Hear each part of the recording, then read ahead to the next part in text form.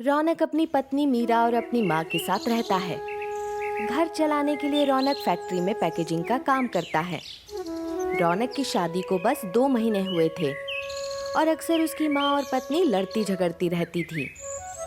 She she she, भाग यहाँ से। ये कुत्ता हर दिन मेरे ही घर के आगे क्यों बैठता है? मीरा, बहू। जी सासू माँ।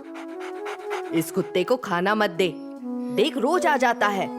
आज तो इसे भगा कर रहूंगी। सासू माँ, अगर इसने आपको काट लिया ना तो 14 इंजेक्शन लगाने पड़ेंगे, वो भी पेट में। फिर बोलना मत, बहू तेरी वजह से कुत्ते ने मुझे काट लिया। हाँ बोलूंगी ना, तू कुत्ते से मुझे कटवाना जो चाहती है।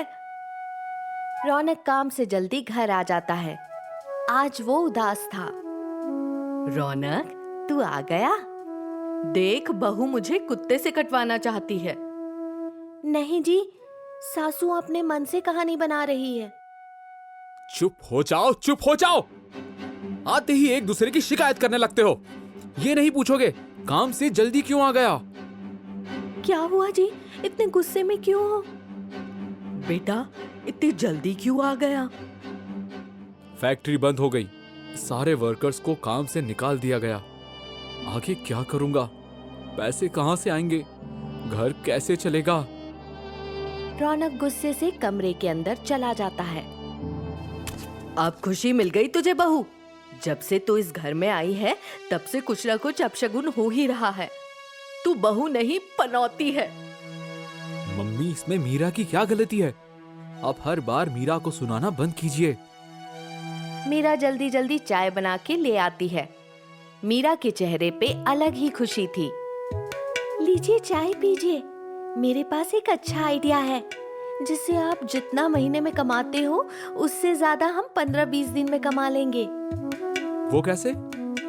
हम एक भैंस खरीदेंगे। भैंस का अच्छे से ख्याल रखेंगे, अच्छा चारा खिलाएंगे और उसका दूध बेचेंगे। छी, इतनी छोटी सोच। अड़ोस पड़ोस वाले क्या बोलेंगे? हमारी नाक कट जाएगी। ना बेटा, इसकी बात मत सुन। तू चिंता मत कर, तुझे कोई दूसरी नौकरी मिल जाएगी। और अगर नौकरी नहीं मिली तो अड़ोस पड़ोस वाले हमें खिलाएंगे क्या? जी आप एक बार सोचिए जरूर।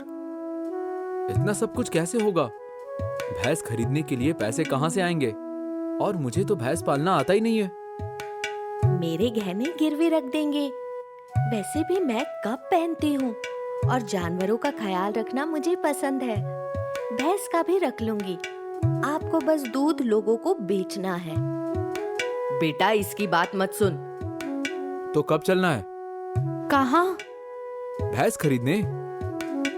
हाय राम, तू इसकी बातों में आ गया। हे भगवान, लोग सही कहते हैं, बहू के आने के बाद बेटा जोरू का गुलाम हो जाता है। हे भगवान। भैंस की आवाज सुन के पड़ोसन छाया उनके घर आती है और ताना कसती है। अब यही दिन देखना रह गया था। लोग हंस रहे हैं हम पे और कितना हमारा नाम खराब करेगी।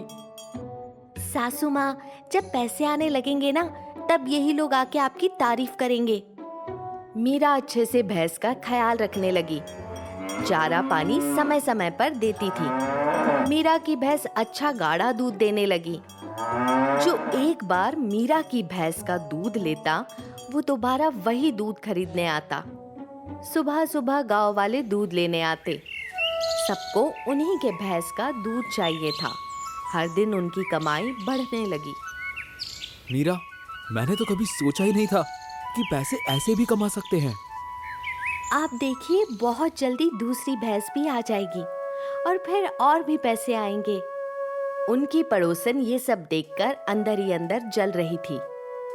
इस भैंस का कुछ करना होगा। रात में छाया उनके भैंस के पास आती है और भैंस की रस्सी खोल देती है।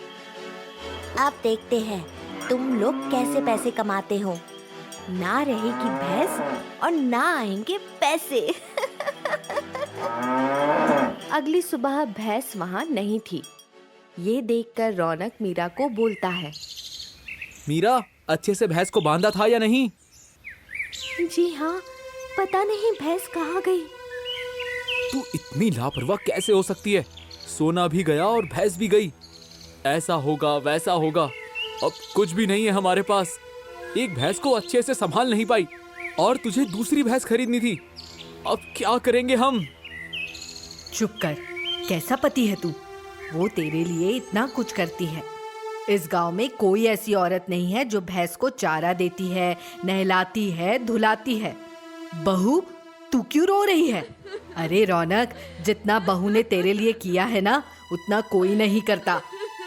मम्मी, तुम इसकी तरफदारी मत करो। पहली बार सुमित्रा देवी अपनी बहू के लिए बोल रही थी। क्यों मत करूं? बहू पूरा दिन भैंस के पीछे मेहनत करती और तू आज उसे ही सुना रहा है। तू भी तो रात को रस्सी देख सकता था। क्या वो भैंस तेरी जिम्मेदारी नहीं थी? तभी भैंस अपने घर आ जाती है। भैंस को देखकर मीरा बहुत खुश हो जाती है और रौनक का गुस्सा शांत हो जाता है। भैंस मीरा के पास आकर उसे लाड़ करने लगती है। ये लेके आ गई भैंस। अब बोल, मीरा जितना भैंस से प्यार करती है, भैंस भी उतना ही मीरा से प्यार करती है। सॉरी मीरा, गुस्से में मैं बिना कुछ सोचे समझे बहुत कुछ बोल गया। छाया दूर से ये सब देख रही थी। ये भैंस वापस कैसे आ गई? आज रात फिर से इसे भगा दूंगी। इस बार कुछ बड़ा करना होगा। छाया फिर से भैंस की रस्सी खोल देती है, पर भैंस भागती नहीं है, वहीं खड़ी रहती है। भाग यहाँ से! शू, शी, शी, शी! अभी बताती हूँ। छाया एक पिन निकालकर भैंस को चुभाती है। भैंस छाया को जोर से लात मारती है। अरे बाप रे, मर गई मैं! इस भैंस ने मुझे मार दिया। छाया की चीख सुन के मीरा, सुमित्रा देवी और रौनक घर के बाहर आते हैं। छाया, तू क्या कर रही है यहाँ? यही भैंस की रस्सी खोलती है। देखो, इसके हाथ में रस्सी है। मैं तुम्हें तो पुलिस के हवाले कर देना चाहिए। मुझे माफ कर दो। मुझे तुमसे जलन हो रही थी, इसलिए ये सब किया। आगे से ऐसा कुछ नहीं करूंगी। रौनक छाया को चेतावनी देकर छोड़ देता है। इसके बाद रौनक और मीरा के दूध का व्यवसाय बहुत अच्छा चलता है। एक एक करके नई भैंसें आती है और सारी भैंसें मीरा को बहुत प्यार करती हैं। देखते ही देखते उनके पास 20 भैंसें हो जाती है और उनका एक तबेला खुल जाता है। अब वो आसपास के कई गांव को दूध बेचते हैं। पहले जितनी कमाई रौनक एक महीने में करता था, अब उससे ज्यादा एक दिन में कमा लेता है। जो होता है अच्छे के लिए होता है।